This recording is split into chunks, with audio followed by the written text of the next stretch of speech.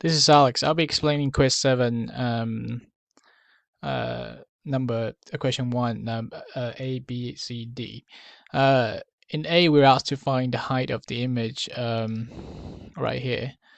So to find the height of the image, we can use magnification equation here to find y prime. That represents the height of the image. So we know all the other values, including y and s prime s.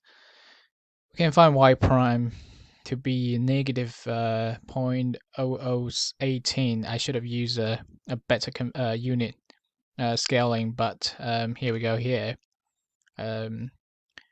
We got this value is negative. That means the image is inverted. So in B, the image is real because the distance of the object is greater than the focal length, as we can see in the ray tracing here. And in C, we asked to determine if the lens is converging or diverging. So then we'll have to find the focal length to see if the focal point is positive or negative. But in this case, we know we know s and s prime. So we found that the focal length is a positive value, 8.57 centimeters. So it's a convergent mirror.